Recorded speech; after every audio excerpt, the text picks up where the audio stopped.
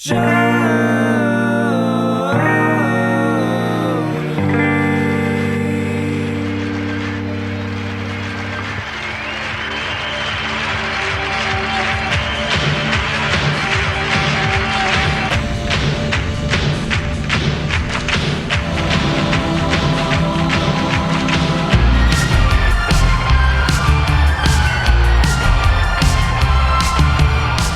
hello, everybody. Welcome to another installment of Show to Be with Mike G, the show of life, the show of Michoacán, Sonoma, entrepreneurialism, and so much more. I'll tell you, this show we recorded in person pre-lockdown, January 21st, 2020, with the amazing Salvador Chavez, founder of La Luna Mezcal, Gustoso Rum, and some other amazing projects.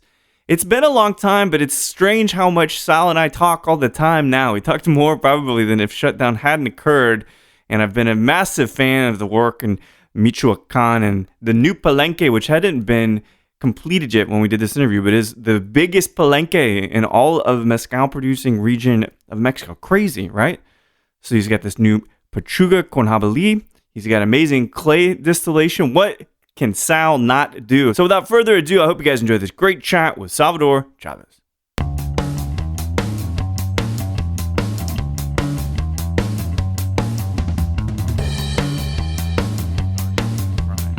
From what I see with Bruto, with Inaquidens, I see that more common. Really? I can almost say factually, but I don't like saying that because I know everyone has different practices. I haven't heard anyone tell me that they use the pulque for the cupriata necessarily. Really? But with the Bruto, the Inaquidens, yes. Specifically in the area of Querétaro, in Rio de Paras and stuff like that, I've heard that the pulque is very common. We do it for ours, for the Bruto. I know that the Mezonte Michoacán that uses it. And was it with cupriata? That one is, you know what? It might be in Inaquidens. I think so. I think they go to that Querétaro area if I'm not mistaken. Yeah, I believe it's a Pérez Mezcalero or Mezcalera as well. But I'm pretty sure they do. They do Inaquidens up there, and they do kind of like a tree trunk still if I'm not mistaken. Yeah. Yeah. Oh man, it's just there's so much stuff like with mezcal, and it's always a journey. It finds us, but it seems like there's a couple things. We get this amazing mezcal from Michoacán in front of us, and I want to take a minute. We talk about this criollo. Which, does that mean like reject? It means heirloom. Heirloom. Yeah, heirloom. Really? Like which makes sense to me when you like talk about restaurants and heirloom tomatoes too. That's right. Yeah, regular, right. Like you see the difference and it doesn't mean that they're worse, but they definitely aren't perfect and they have different defects, if you will, visually. And they taste better almost always, delicious. Right? They're usually the highlight of the year is the heirloom tomato season, where people are doing just simple heirloom tomato salads with some cheese and balsamic vinaigrette and stuff like that. Yeah. And it's kind of the same thing for me. That, like I mentioned, we're doing a new batch of tequilana and it's all criollo just by choice. We're like, let's go look for all the criollo that were fully mature. Yeah. And that's what we're using. Man, that's super cool. Yeah. So this, this drive, because there's so many different ways I could go with this conversation. Because you're Sonoma guy, obviously that's steeped in wine culture, culinary culture, and all this. But there seems like there's this innate drive, ambition in you. There's a bit of talk about being an entrepreneur online, and I think we share that. But where does this start? What's the impetus for you never stopping? That I don't know, man. That part's. Does it come from the folks or anything? No, not so much. I think my family is pretty traditional. I would say my mom, at one point, I would say out of the two, to me, showed a little more entrepreneurial spirit, but never, my family's working class family. My father still works in the same property that we, when we first moved to Sonoma. My mom, still cleans some houses and does other work. But no, I have cousins, new gen, that I would say, entrepreneur for sure. But for me, I don't know. It became a drive of, I don't know, a passion. Like I can say factually, like I have left a lot of quote unquote money on the table, but without caring, because I felt like this path, this journey, what drives me every day is what I'm doing and what I added to my list, right? Like that feels really cool. Like if something new came about that caught my attention that I could support even, I would wake up for it. You know what I mean? Yeah, it feels good. And so like I a lot of people would say I work a lot. I don't feel like I work at all. Well, yeah, it's one of those things, right? When you're following passions, it's like you never. I know it's cliche. It's a fucking cliche. Yeah. Like you never work a day in your life. I know. Well, until you're not getting sleep. Yeah. Or you're stressing out about money. Yes. Or you're like, well, how am I going to meet this deadline, et cetera, et cetera. Working with a distributor. Like all this kind of shit. Yeah. But so like as a dude in high school. Yeah. So, well, first you grew up in Sonoma, but you were born in Santa Rosa. Santa Rosa. 30 minutes up. Yeah. So I was Santa Rosa. Basically I was Sonoma County boy. Yeah. My dad, when we first moved, was a dairy farmer. So we were like in the Pen Grove area before we moved to Sonoma, and he was dairy farming there. Yeah. And before that, in another dairy farm in that same kind of Sonoma. That's where my folks, or not my folks, was where my mom's family's from. Oh, really? Santa Rosa. Yeah, they grew up in San Francisco, and then later in life, they all moved up to Santa Rosa. Oh, there you go. So I traveled there all the time, actually, in the 90s, but still. Sonoma County's cool. It's good. Cool. It's tame by virtue of like what you can do. That's right. It's cool. It's cool. So scholastically or academically, I know you went to college for business and all of that, but what kind of, were you an arts guy? Were you a math guy? I a sports guy. Yeah. You get the build for it. Yeah. I was a sports guy. Still consider myself a sports guy in a lot of ways, but baseball, football? Basketball. Basketball. I was basketball. So you power forward? No, I was too short for that. I always played guard. Okay. One or two. Played soccer. I broke my dad's heart in my sophomore year when I stopped. I was playing varsity soccer, varsity basketball, and at that point, I guess decided it was the right thing to do to just choose one sport. Yeah, and so I chose basketball. And my dad is still a very passionate soccer fan. Yeah, and player. He still plays. So I broke his heart, but it was sports. I would say that's where my competitive nature came from, maybe, and where I wanted to keep on competing, because a lot of what we do in life is that, whether we want to deem a competition or not. Oh, dude. Yeah. Do you think that, and I agree, because in a way, our peers and kind of the mile markers and the benchmarks, that's always something that's a comparison, right? Exactly. And it kind of keeps me up at night sometimes. Yeah, for sure. Is this good enough? Am I doing all that I can do? So this whole thing, scholarships, was it looking like that was going to happen? No, for you? I ended up playing some JC ball. Then after that, I went to try out a couple other colleges, but then really after that, it was more competitive. As the most competitive basketball I played was ABA basketball, which is the American Basketball Association. Yeah, and then semi-league. I had a tryout in Monterrey with Fuerza Regia, which is a Mexican professional team. Yeah. But I stayed local in Sonoma and just played in that way, and so a little college ball, and then that. No scholarships coming out of high school. I was a probably mediocre student at best. Yeah, 3.0 kind of. Hey, you know what? I'll cheers to that. That's about where I'm at. Right. I'm happy with it. And in college, I was worse. But so this is a good point. Yeah. It never held us back from doing what we It never made it so we couldn't get funding. It never made it so we couldn't get people to believe in us. That's right. It's only just the check mark. That's right. Yeah, I mean, it's however you want to take it. It's either going to be an impediment or your what would you call your platform to get higher, right? And for me, I always it was also a moment in my life with some things that were going on where I was like, it's weird to say it, but nothing felt impossible. Nothing felt. It felt like, okay, we can get that done. Yeah. Which is a detriment sometimes. No, but that's a really I think that's a really great notion for an entrepreneur. Yeah. I think that the absence of fear is what allows you to think like that. Yeah. So had you, because this is probably early on in your career, just out of playing ball and stuff, had you made a big mistake yet? I had probably made a few, including at one point I was a partner in a sushi restaurant, and I probably exited a little too early there.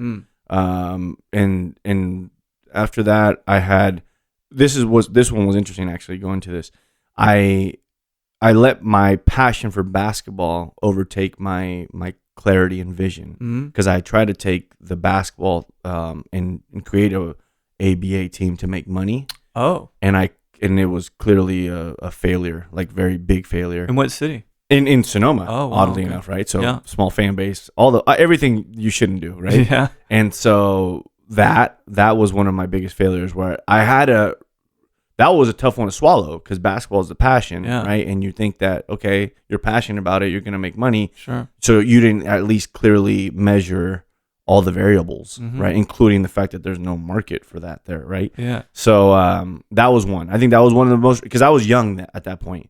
but I was also just doing a bunch of things, and everyone would deem it as, oh, this guy's going crazy. He's doing a lot of stuff, and no one's gonna stop him. But I had to stop myself. Wow. Because I had to really self-reflect on that one and be like, you know what, that was a mistake. I and it wasn't a lot of money, luckily, but it was still money, and it was also more of the realization that was a benefit from it, right? Because we did get to play some cool basketball, and we did get to do some cool things and travel, and we went as far as Central California. I think we did one SoCal game, competed at a really high level, but at the end of the day, it was kind of like, this isn't the ticket. And then after that, I felt like I was a little bit more calculated in my efforts and my steps. And how old roughly when this basketball idea came to? Man, what was I?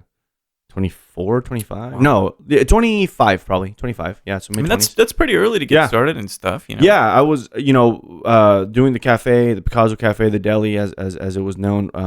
That was 23. So the early start in that. Oh, so you were doing that because was that a project with your then girlfriend and or no, now wife? That originally was with my parents. Oh, no kidding. Yeah, so that originally was with my parents, and so that's where I give them the credit, I would say, from an entrepreneurial standpoint. And then as most family businesses go, just, things take their course. Man, that's so okay. Yeah. So because that's 2009 when it opened. Exactly. Yeah. So I was 23. Yeah. So what was this is because it's interesting, right? Yeah. Like my dad's been in the restaurant business his whole entire life. But we never worked on anything together. He was always working for another company. But you're saying your dad was a dairy farmer doing that for a bit. Your mom was cleaning houses and things.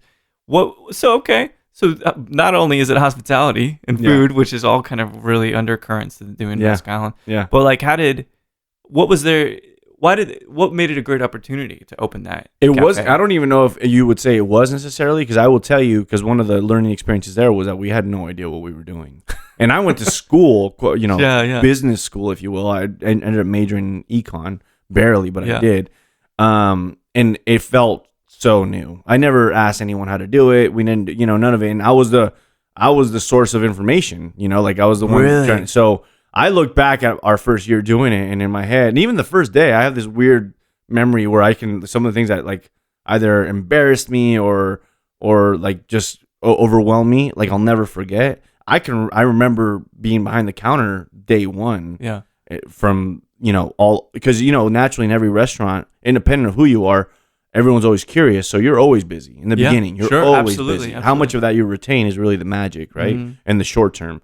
And I remember how busy we were to how poorly we did. But the one thing that my parents and me, because they instilled it in me, was customer service. Yeah. I don't, to date, they both in my head, because they're so willing to bend over backwards for people. Mm-hmm. They are the epitome of customer service. They will make sure you are happy.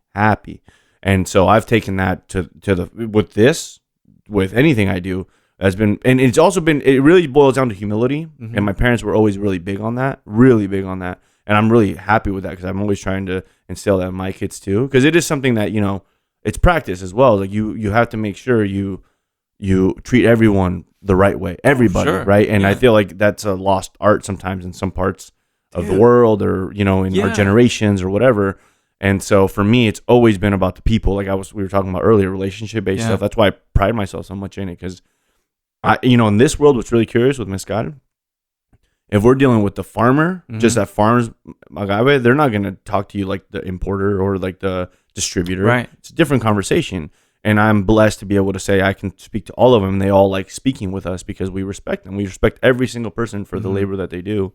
And it really boils down to my parents and how they raised us and raised me to maintain that level of humility that was the proper one, I would say. Who was cooking? So in the beginning, it was a deli, as you mentioned it, right? Yeah, so that's right. So first it was deli, and it was just sandwiches, cold cut sandwiches, and everything. We were doing like egg sandwiches, like microwaved eggs and stuff, super like not cool stuff, right? And then I did that sushi restaurant, and then when I was at that sushi restaurant, I really got trained to cook, because we were, once again, busy. Mm-hmm. Then we slowed down, and instead of hiring more cooks, I became a cook. I see. And one of the guys who was there was super talented, and I would just pick his brain like crazy. That's how I do it with all things I do. Yeah. I was just sitting there like, hey, why you do it like that? Why you do it like that? Why you do it like that? And he was like, man, you have so many damn questions.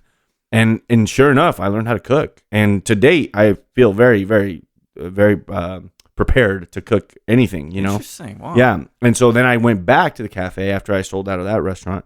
And I convinced my parents that we should invest in a kitchen because at the time there was no kitchen, no hood, nothing. And at first they were so confused because at the time all we were doing was weekend burgers, like these burgers, and they were very popular Friday, Saturday, but it was so crazy and labored. Like we had to pull out a fryer, we had to go fill up propane tanks, we had to get the grill ready. It was cold and raining, and it would kill the temp. So it was just all these factors, and I was like, we got to do it. And they were so reluctant, and they said, okay, let's do it. We pulled a loan, did the kitchen, and then I started going to the back. Before we got the kitchen, on little butane stoves, I was cooking soups. Yeah. I made all our dressings from scratch. Before that, we were buying craft dressings and stuff like that, like the craft brand. And then I started making all our dressings. All of a sudden, people started coming for our signature flavors, So signature this, signature that. I started making our pestos, everything. And then my mom created a very particular sauce called the Picasso sauce, still like a spicy Picasso sauce, which was a signature sauce for her burgers. I saw it on everything out of the food trailer, for instance. Yeah. It's just like, what? Not with that. Just give me the essence of this sauce. You don't have to tell me what's in it. I know it's like a chipotle, no mayonnaise, cream sauce for a burger. Oh, interesting. And so it really like gave a burger an extra little nice kick. Yeah. And it really. So I always people are like, is it spicy? And I'm like, listen, eat it on its own, maybe. Put it in a burger, delicious. You won't taste the spice. And right. they're like, okay, and they tell you, oh, it was amazing. So it's one of those things because chipotle is always such a scary word for people. Yeah, right? And they're like, oh, chipotle? No. So that was kind of how we started building up. And so then I started cooking, to answer your question. I was the one cooking, and then I built up a lot of recipes that to date would still be our proprietary like magic. Yeah. Because I always said to people, like we're like a sauce house. Most of the things we alter or we add are sauces. That what's weird is that's the last yard. Yeah. That's what takes the food and puts it into such a different echelon of flavor, right? Yeah. Or just the sprinkle of something. Exactly. Well, I'm a seasoner, man. Like people like they was like, oh, you season everything. Like I'm like, yeah. Like I'm parent. I don't want to cook a meal. Yeah. It's just my competitive nature. I don't want to cook a meal unless you're going to tell me it's delicious. Yeah. Because if I do and you didn't, I'm like, damn. I'll blame it on myself. I'm like, I should have added a little more pepper, a little more salt. So here's the downside to this yearning to succeed and to please people. Yeah. Like yeah. If it doesn't work. Yeah. If something, this mezcal is delicious, and I'm sure it's gonna be great and a very good representation of Michoacán, if not one of the best. But if these projects don't work, where do you go? Or do you just like, you know what, I'm just gonna pick myself up and just keep going? Or does it take the piss out of you a little bit? No, I'm resilient. I feel like I'm resilient. I try to be. And this project is a perfect example of that, I feel like. And now we can get into it now, or we can get into it later. But essentially, from what we started, all we had was one expression. Mm-hmm. And I will admit, now that expression it was an inherited expression, right? It was like, it was any other procurement project. Mm-hmm. I took myself to Michoacán, and I went there because my family's from there. And I met Isidro, and then originally that's all I was bringing up. Now, Isidro's way of producing mezcal, be it his family tradition, be it his way. Yeah. Right. For some people wasn't good enough, if you will, right? Like it was from the perspective of like what you're sipping on. Like at times they're like, oh no, like it's not doing it for me. For a lot of because I look at it in what it is. Like we have a general market, and then we have a very nuanced market. The nuanced market being you and I and everyone you and I talk to certain, and then some, you know what I mean? Like the people you talk to are expecting robust flavors, and you know what I mean. But like the general market, Isidro's expression was magic. Like it's one of the best depleting mezcals at retailers with general consumers. Sure. Maybe not with mezcal aficionados or stuff like that, right?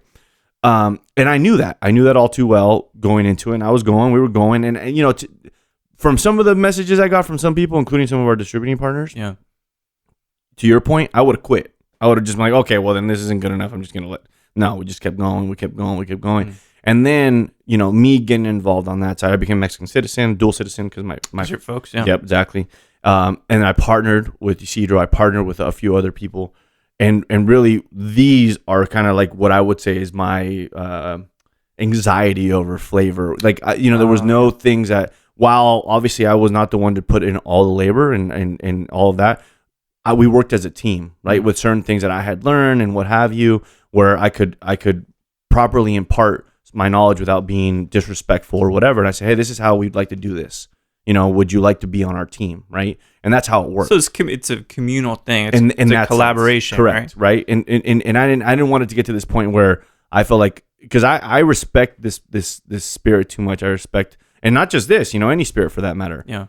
Someone is doing it. Someone learned it. Someone wanted to do it. Someone invested in their still. Somebody did that. So I'm nobody to go into your space and say, you got to do it like this. I almost hate that because I know a lot of times with some of the people that I roll with too, the first thing they do is opine on a change, right? They're like, right. If you did it like this, it'd be quote unquote better. I think that's such a bad way to look at it. A perfect example for me was going to San Luis Potosí. Like we went exploring and we went to an area where this particular family, it's like one family in this particular area. They all did it the same way, if you will, but they did it in a way where you're like, oh my God, this is so inefficient, right? Like you would automatically say that. Which city was it in? It was in Campanilla. Okay. You familiar with it? Yeah, that in Charcas, I think, is the other one that I know. We went there and we only went to one other part. It was really interesting. It was like that place, and then we went to like one that was going to be massive. The production up there was going to be crazy. Yeah. Excuse me. And so the Campanilla people, but the one thing I will say is their finished product was some of the best I've ever had to date. Yeah. And fortunately for me, and probably like you've had a lot of spirits, right? Yeah. and a lot of mezcal and agave spirits. And it was just so good. So for me, it was never going there to understand what they should be doing. It was to understand how they do things and why. Like I just want to know why. Just observe. I'm so curious. It's like when I asked to cook, why do you add more salt? Why do you add?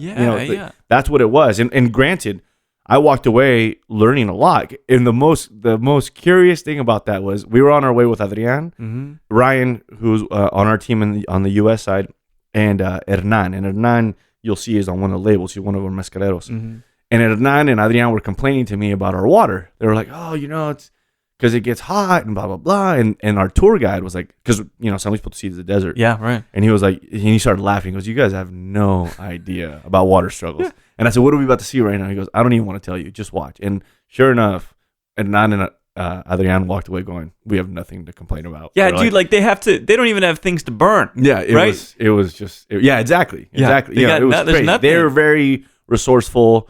The way we could learn a lot from those practices in a lot of ways, right? From the lack of deforestation that they'll ever create because they don't, right? And then no trees cut for them, like all those things. It was impressive, and more importantly, once again, the final product was just it's something that you just don't even have to question. It was amazing, right? It was so good and pure and just awesome. Yeah, it was. I don't know. That was kind of my full circle moment up there. It was cool. So one of the things that, again, we're going to hop around. One of the things I felt, and you tell me because you're a dad too, right? Yeah. And I'm just a little bit older than you, just from context clues. Yeah. And I always felt like kids, because each of these bottles is a baby. Yes. They cost money. Yeah. They make you cry. Yeah. And they take a bit out of you. Yeah. Give you a little more gray hair, wrinkles, whatever, right? I always felt that children, if I were to choose to have them, would somehow get in the way of me being able to be successful. How have you balanced being a father, traveling, being a husband, but also still having all these other babies out there in the wild? So the only way is I have probably one of the, I'll say the, but I know that's unfair to some people because I don't know everybody, most supportive partner, spouse, wife in the world. Yeah. Amazingly supportive, and believes in me, believes in what we're doing as a family, believes in what I'm doing, with the endeavors I take on. Additional, we have a very supportive group of friends around us, families around us. So family's still pretty close. Yeah. Everyone fortunately lives in Sonoma or within 30 minutes of each other. Yeah. Right, but we're the type of household who every night, including last night, because I looked at the camera, we have friends over. They know I'm gone, so they're there, making sure that the kids maybe aren't going too crazy or whatever. It's a support system. I think it's a support system that allows me to really take all these things on. And then additional, the only way I would attest to maybe earning that is that I try to be as supportive, if not more, for everyone around us, including in my household. So when I am there, I exist and I try to be very present and helpful in whatever I can be. It has to be a balance. Yeah, right? Yeah, absolutely. And I think that balance is what allows this to happen all the way. Because, you're right. It's a lot. I mean, it is a lot. And I think that when I sit back sometimes and I think about it, just because I do it all the time, it doesn't seem, but then I'm like, wow, it is a lot. It is. Well, we don't have perspective. Yeah, right? exactly. Because it's not narrow-sightedness, but it's focused. Exactly. So, and one of the good things about that is we still observe stuff that's happened. Like I still stop to smell the roses, but I'm never looking backwards. Yeah. It's always like, I'm not sure what's next, but I'm going to keep plowing forward. Plowing forward, yeah. You don't harp on the past too much. That's right. It exists, and like we just talked about, the reflection, right? And the hindsight being 2020, it's real, and you learn from those bruises, but you keep on going. But if you dwell, how you supposed to, like, I can hardly text and walk at the same time. If I was looking over my shoulder and trying to walk, exactly. I'd be tripping head over tail. Like, so it is an interesting kind of strategy, more or less. So the interesting thing for me with mezcal, like I mentioned early on, with some of the commentary and whatever, all it did for me was, like, what would you call it? Build a thicker skin, and really gave me more reason to work my butt off to make sure that we change the narrative, right? And to alter our narrative, because the one thing I would say is with the SKU that I mentioned early on, our original SKU, while it wasn't the most fascinating or what have you, it served the most purpose, right? Because people were buying it. A lot of people were cocktailing with it. And all I can tell people with that outcome was that we were employing more people in Mexico. And that made me proud as hell. Yeah. So that to me was like, okay, there's a victory for everybody as long as we take our ego out of it. And that's what I've been really working towards, is finding that fine balance of us continuously doing what we're doing here with what you're tasting, and continuously producing through the other practice to make sure we can keep on growing our team. Because that's what it's about. Like, for me, one of the most prideful things I was able to say was how many people worked with us as our team, our employees, if you will. I almost hated that term. They were all team members to me, right? How many people were on our team? I was like, that was a big deal to me. It's like, instead of saying 20, saying 50 is better. Saying 70 is more, right? So that was always like the carrot for me. Yeah, it makes sense. Well, what's the word? It's a team player kind of thing. Wanting the community to grow, raising tides, all that. So let's talk about the formation of La Luna, you discovering mezcal, and let's try this Chino. And I have the benefits. So you know what I learned the other day is I was teaching a class on Scotch, and normally my wonderful partner Leslie, she'll help teach the class with me, so I get some time to stop talking. Yeah. So normally I can sneak in a few mezcals here and there.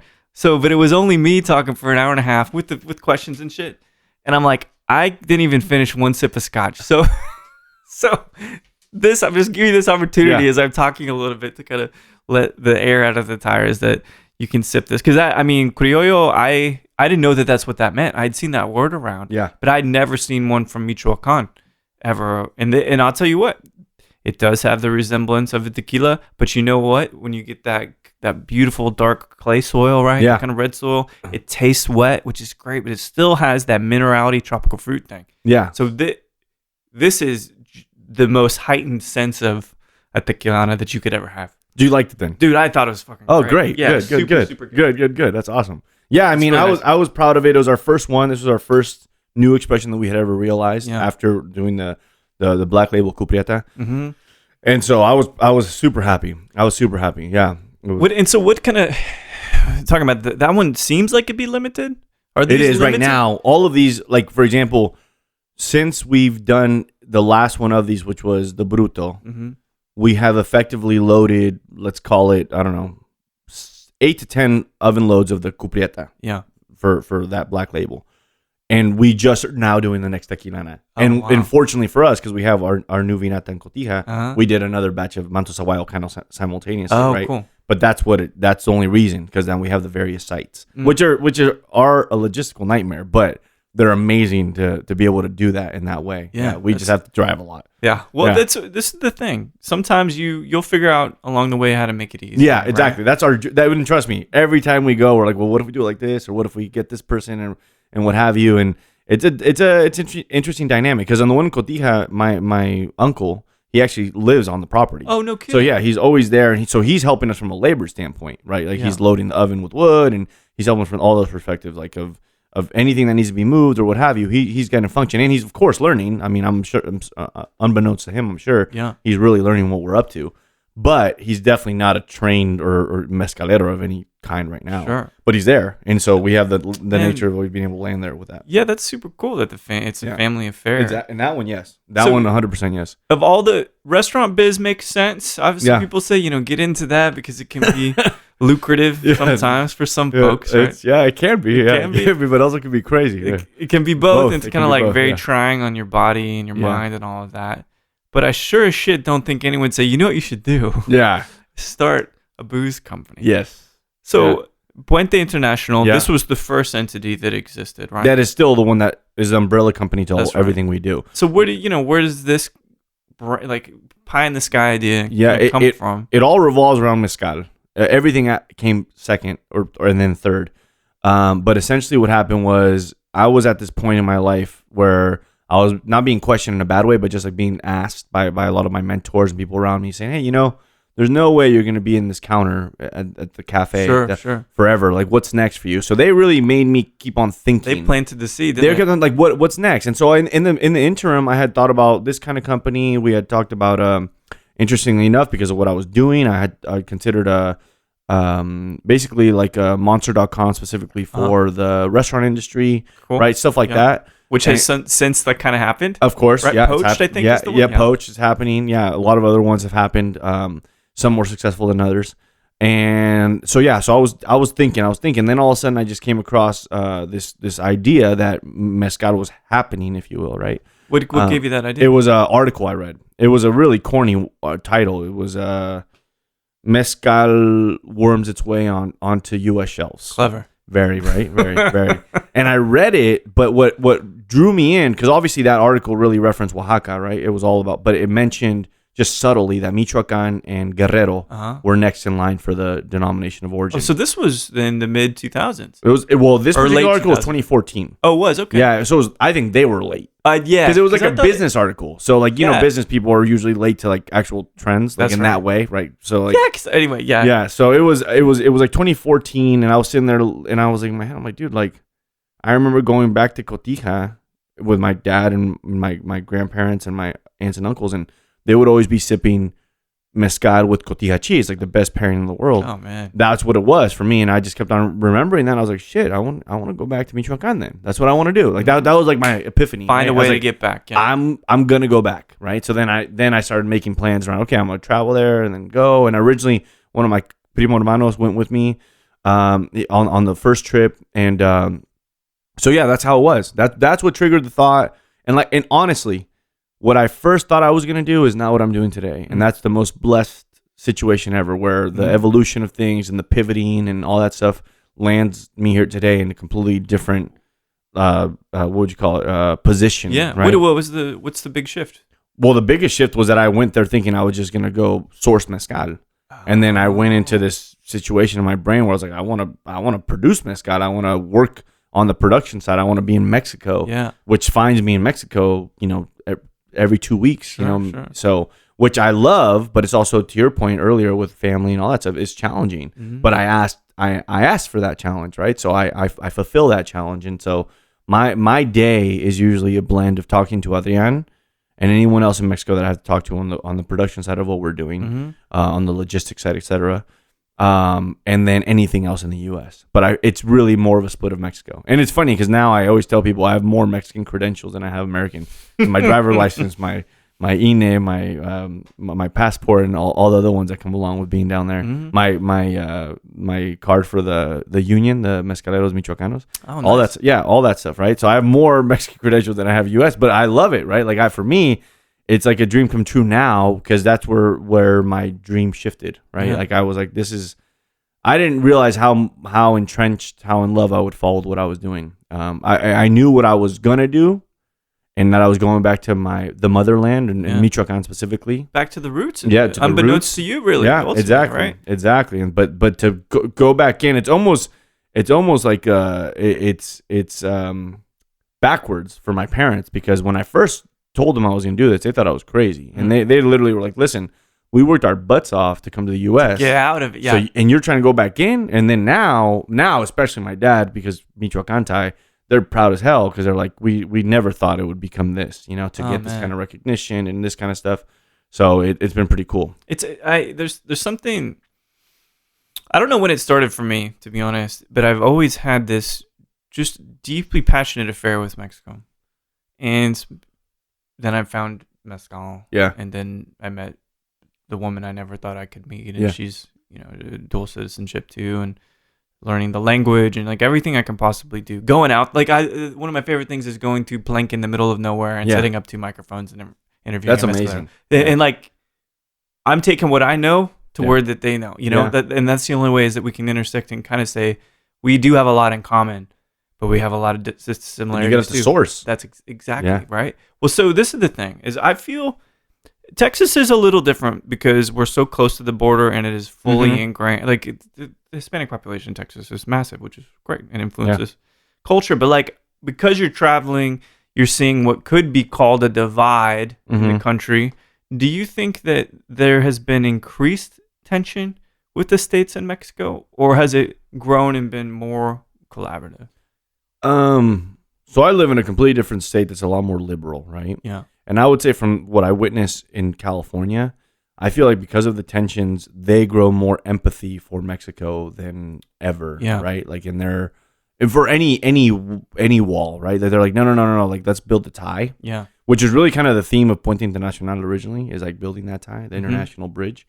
And so I have felt it and seen it more on social media. Sure. Those tensions growing, like when you see certain things, you're like, holy crap, that exists. Yeah. And I just maybe live in a bubble that maybe it doesn't feel like it does. I say that knowing that there's a huge support of a wall in California. There's a huge support of many things in that way in California. Right. I just don't happen to live within those people, but maybe by choice, right? So that's probably why I don't see it as much. And when I'm in Mexico, when it was really interesting when the presidential race first happened and all that stuff, they were throwing jabs at me when I was landing in Mexico, like, oh, you're this and you're that, and right. But like it was always just kind of just like a joke.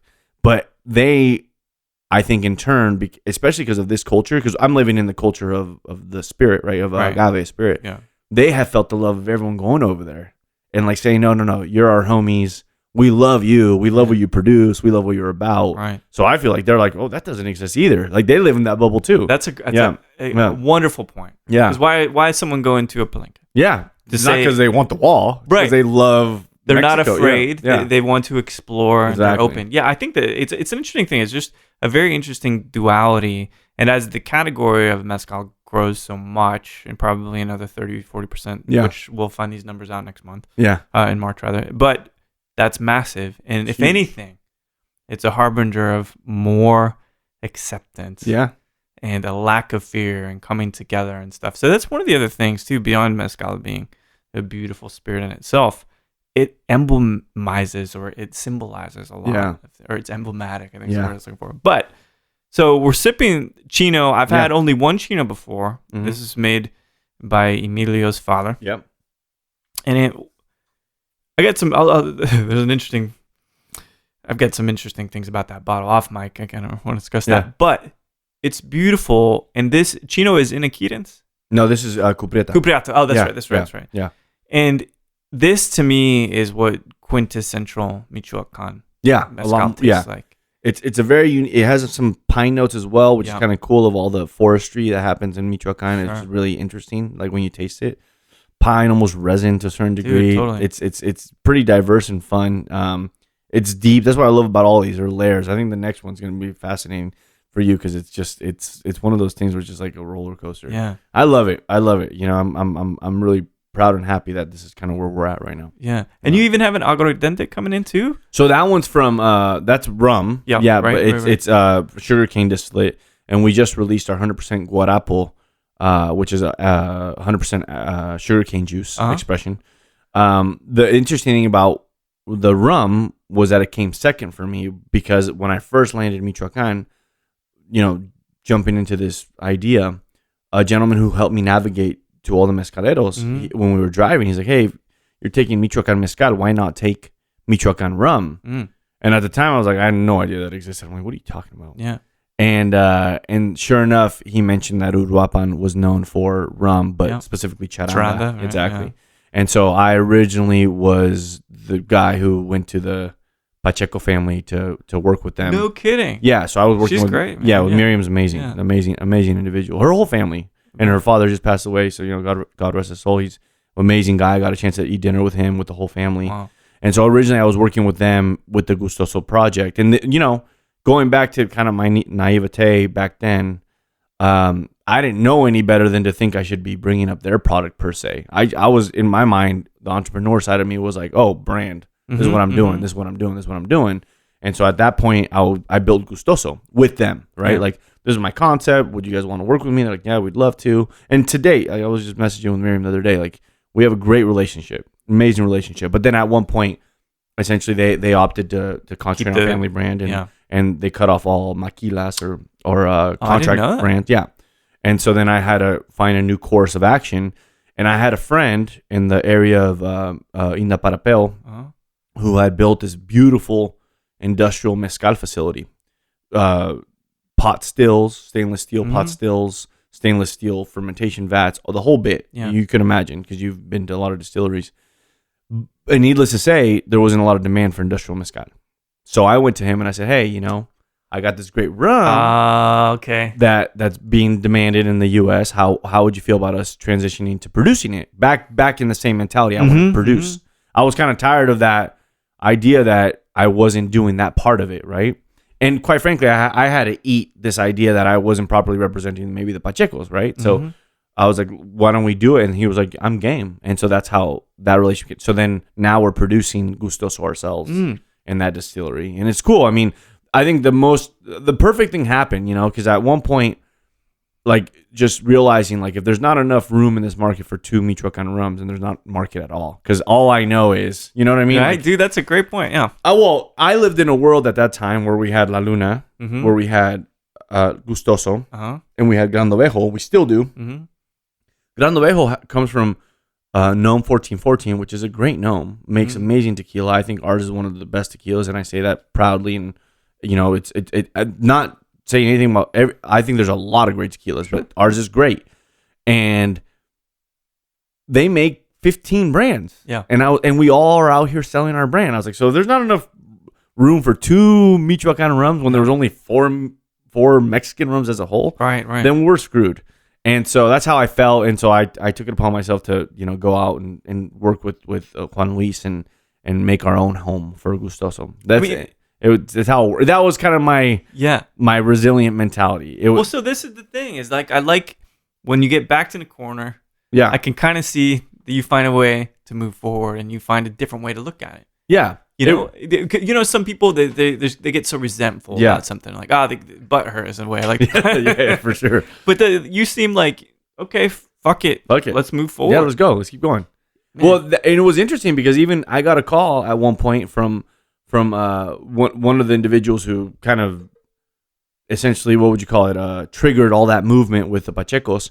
For them to make that decision. And he was like, so what are you going to do? Are you going to kill the brand? I'm like, no, like, I'm not going to kill the brand. Like, did he want you to? I don't know, but like, I think I know what we're talking about. Yeah, but for me, I was like, I'm not going to kill the brand. Like, we got something going. We're working. Like, just because maybe it wasn't the right thing in your eyes or whatever, like, we're still going to keep working. Like, I wasn't going to stop, and that was kind of the thought overall. Like, we're not going to just kill some work that we've already been doing. We've been working, you know what I mean? Like, yeah. And a brand is a brand. Like, unfortunately, like, I always look at the situation in terms of the global view of our industry, or spirits.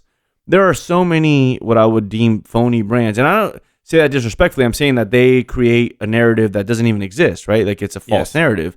Because it literally is fabricated. That's right. And I'm like, we're not trying to necessarily create a fabric. We're like, we cannot be the enemy when there's actual enemies out there. You know what I mean? That's how I felt, and I still feel that way. That is one of the most moving things I've ever heard. Yeah. It's like, you're not the enemy, nor am I. Yeah. So let's fucking join together against the common enemy, right? We had to, because like, and we live in a small world. Like, it's funny because you would notice it because you're in that group, but like, just as well as I do that in that Smoke Talk Ava group, which literally I've never commented on.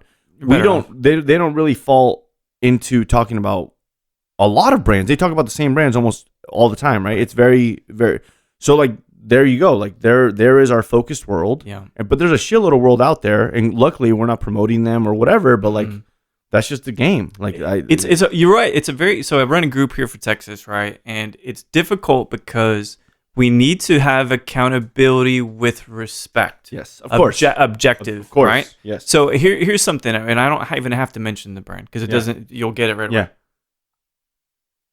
If you want to erase the thumbprint of a mezcalero's work, you batch him with other people from a single village.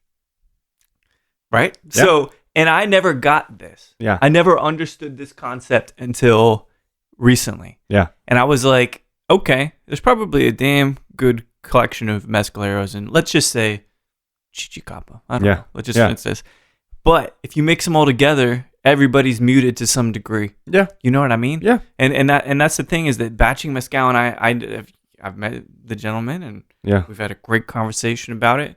But it never occurred to me that fundamentally, Scotch makes sense.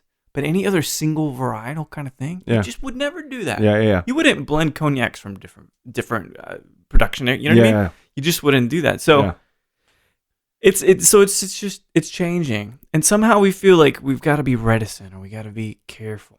Not to say something. Exactly. Well, I mean, I think I'm with you on it. Just like the respectful side of it is the respectful side, right? The disrespectful side would be throwing the name and you're doing some wrong or whatever. But it's like I'm not the judge, and I won't be. I'm the judge for what I like, right? And what you make exactly. And we're gonna be the judge. Like we might be homies because we both agree, on a lot of things or even flavor profiles or whatever. But at the end of the day, the market will be the judge of what is right and not right? And so while that entails dollars and you name it, right? Of course, people will have more dollars to throw out there, but like that's just the nature of the game. Like that.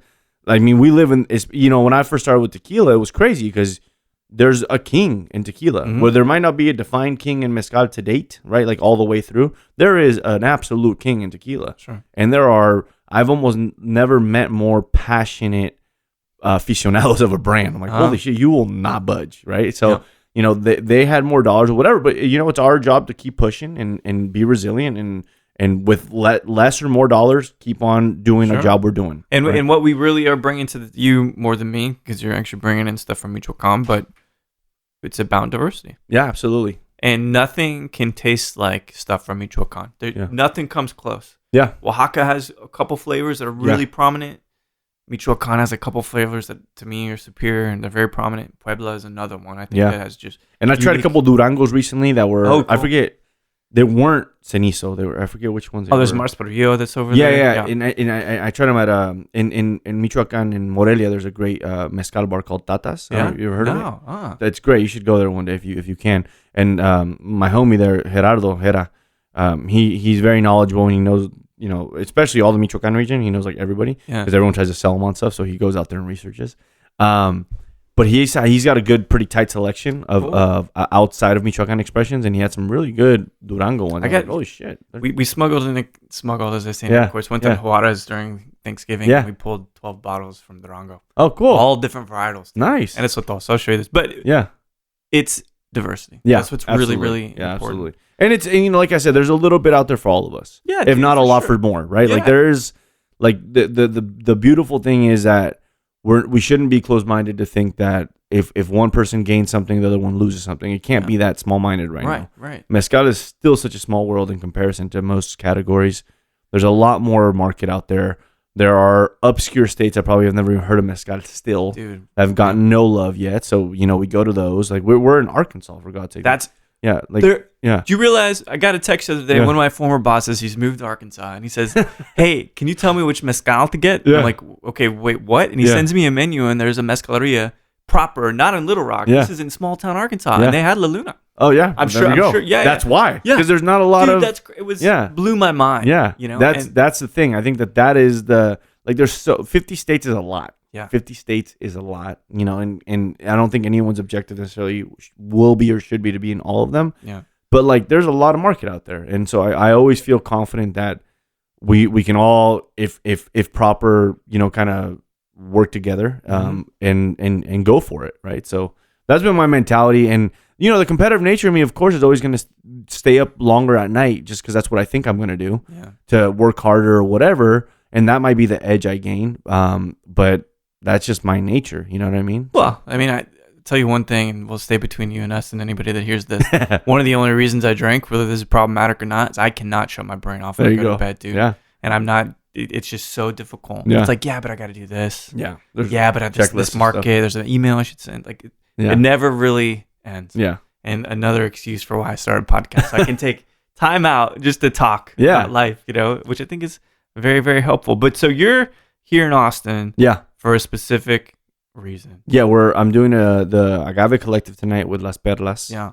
And be the first event we ever do in Austin. Which is amazing. We're not in market yet. Yeah. So I'm bringing in product for them and for the consumers that join us tonight, the aficionados. I'm assuming, just knowing their crowd. It's a good like expert to intermediate. It's really nice. It's great, and I'm excited. You know, I think that I've loved presenting on both sides because the one thing about jumping into what I wanted to jump into in terms of production in that sense is that there's no question almost that cannot be answered. So the not because that was our objective per se, but like the transparency that we can provide, because like today, I will know today every detail of what we did today, you know, all the way through. And it's helpful when I can talk about how many kilos we put in the oven exactly and how many hours specifically we did on this batch, right? Like, in all of those things, like I know all the way, and I don't learn them when we're done. I learn them from day one. Like, it was interesting. I'll give you an example.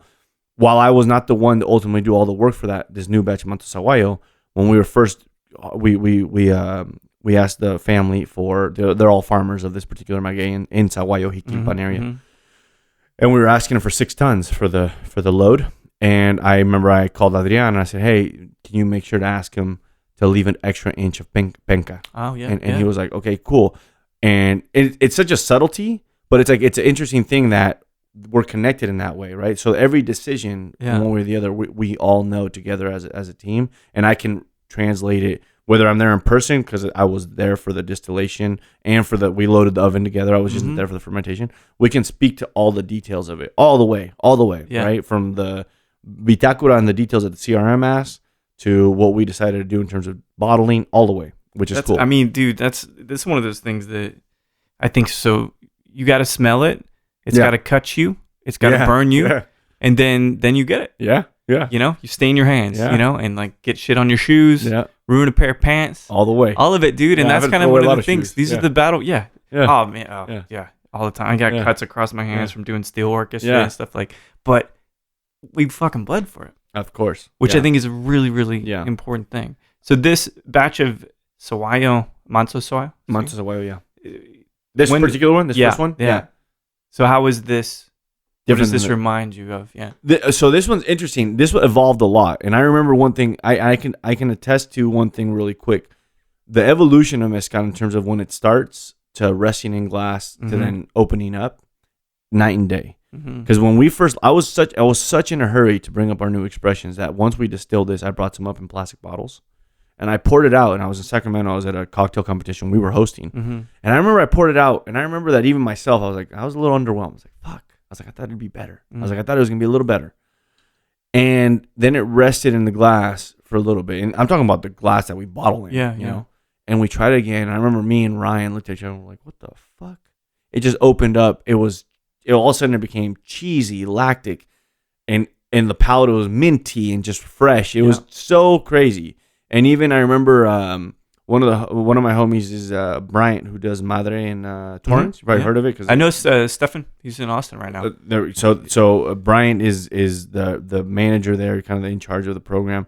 Him and Ivan actually went with us to Michoacán recently to check it all out. And Bryant, after trying everything, he hit me up. He's like, dude, this Mantos Aguayo was like amazing. Like it really like attracted him, if you will. Yeah. And I remember that was the message that triggered me to revisit it. Cause like, and me and Ryan tried. I'm like, oh shit! Like it opened up, and we're fortunate, especially because his palate is very developed for the kind of back bar they've built there. And we tried it. It was just so fun, and it's so far been probably the industry favorite. I would say people that try it, they're like, oh, this is really cool, different, very different. I've been trying to intellectualize what happens in glass, and I think I finally got it. And I won't nerd anybody out with this. Yeah. But I'll say this one thing. The more fat that exists in that distillate, the more capacity it has to oxidize. Okay. And as we know, what is the most complex raw ingredient used to make spirits? And that's agave. Yeah. And I'll talk to Dr. Ivan and see Yeah. if I can confirm this. Yeah. But I feel because it's such a rich plant and so diverse in how many different kinds of sugars and complexities it has in it, it has so much more capacity to react and change in the bottle and create aldehyde. Yeah, Basically. So I've tasted it too. Yeah. And I've also tasted Go Too Far in glass. And then it's like, this is the former ghost of a mezcal I used to enjoy, and it's like kind of cheesy. Kind of got lost a little bit. Yeah, it either gets lost or it gets so reduced that it becomes chalky. Because there probably are still some solids in the bottle. You can't get rid of all that stuff. You just wouldn't ever dare do it. So the class at Las Perlas tonight, you've got Bruto that's coming out, which is going to be that's the Inequidance, right? That's Inequidance that are releasing soon for La Luna. Mm-hmm. We just did so in Cotija specifically, we Cotija typical production is usually in clay pot. Yeah. So I didn't know that. Yeah, mostly because it's connected. Most of the Raicilla area of Jalisco and Cotija or Michoacán area are connected. Like they're right there. And so clay pot's most typical in Cotija. So at Davinata and Cotija, we have both the clay pot and the wood side. No kidding. The Filipino still. And so what we'll release to market soon from Cotija will be an ensamble of Chino and Bruto. That'll be the first Michoacán ancestral batch ever landing. So it'll be cool. Yeah. So it was two things. What was the other thing? It was the first ancestral. Of course. It'll be the first Cotija batch that'll land like kind of for commercializing. Because there's been a lot of Cotija coming up in, regular bottles. Mm-hmm. Maybe someone brought them in on a plane or whatever. But it'll be the first Cotija batch, which I'm really proud of because that's where my family's from. And then it'll be the first ancestral batch. So we have that coming up. And then we have a Bruto coming up, a regular Bruto. Wow. And then that'll be done regular artisanal, so in the Filipino still. Mm-hmm. And then we have the new batch of Manso that's already distilled that I told you about. Mm-hmm. And then we just loaded the Criollo Tequilana. So that's incredible. Yeah. All right, so I got one question left. Yeah. Because I don't know, kind of, give me a musical influence for you. Who do you think? Oh man, my musical influence is crazy. Influence. Sure. Yeah. Define influence. That it makes me move, or like that actually makes you think about art differently. Art. So one of the artists that made me relax, which makes me think more, because other ones make me riled up. Like, Grupo Firme gets me all bumping. Yeah. But like Marco Antonio Solis, which is funny enough, he's from Michoacán. Los Bukis, I would say. Never heard of him? No. So the reason I say that is because I grew up on him, because my parents are, back in the day, especially, they were big time on romantic music. So Los Yonix, Los Temerarios, but specifically Los Bukis were like the key one. So I bump Marco Antonio Solis, Los Bukis a lot, and I would say that their words, they're very romantic words, but they definitely get you to like relax and open up and think about things. And so I would say probably them. Yeah, and him specifically. He's from Michoacán. He has a home in Morelia. Really? Yeah, you should check him out. Cool. As far as Mexican music goes, he's an icon. Yeah. Marco Antonio Solis is an icon. Yeah, icon. Yeah, I will have to hold you to it. You have to check it out. Spotify link me or something. It's one of those things you want to have a glass ready, relax. Yeah. For me, it was kind of terrorizing as well as relaxing. It's relaxing now, but when I was a kid and it was Friday and my mom put on Los Bukis, I knew it was cleaning day. So I had to get out of my room and we were going to clean all freaking day. So like that to me was like the terror I had around that music, because that's what was bumping and we were just cleaning away, but now, even that, it makes me reflect on those days and makes me reflect on kind of, all those things. It has a lot of cool words. So the reason I ask is, this is always the question I ask everybody, usually the last question, but so you're drinking this Manso Soayo with anybody, living or deceased, doesn't matter where. Who would you like to sit down and have a drink with? Shit. That's a tough one. I'm going to go ahead and say my great-grandfather. I didn't get a chance to meet him. His name was Salvador. My dad was named after him, and I was named after my dad, and I named my son after... No, it was my great-grandfather. Oh, got it. It skipped the gen. 1.75. Exactly. So the reason I say this, because he was donned la troca, the truck in Cotija, because he was the strongest guy. Like there's folktale about my great grandfather that he would carry that the donkeys would get tired and he would carry them and just crazy shit. Yeah. But the reason I really want to talk to him is because apparently my dad was the closest one to him. And so my dad was always so proud to be named Salvador after him because he was such a strong guy. Mm-hmm. And he died early because he ended up getting some sort of, some like, I don't know, his liver disease, something. And I want to talk to him about my dad as a kid. I want to talk to him about his experience in getting that name. Yeah. All those things. Like, like Cotija Thai. Like, he's a legend. In Cotija, he's like a living, like, well, obviously passed away now, but like a legend. Sure. For the town. And that's one guy for sure I would want to. That's amazing. Yeah. Have a glass with. Well, strong people, man. Yeah. They make us who we are, I suppose. Yeah, for sure. Figuratively and literally. Yeah.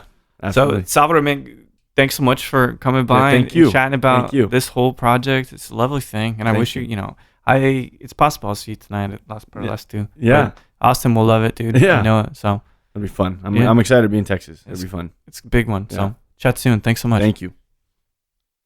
Well, there we have it. The incredible Salvador Chavez, or just simply Sal. We talk all the time. Like I said, it's crazy the kinds of relationships that I, and I'm sure many others, have built during shutdown in the wake of incredible adversity, emotionally, financially. But I feel like La Luna is doing a great job. It's here in Texas, finally, and when I initially sat down with Sal, he was doing, I think, the last Mezcal collective at Las Perlas, which now is almost about to reopen here in a few weeks.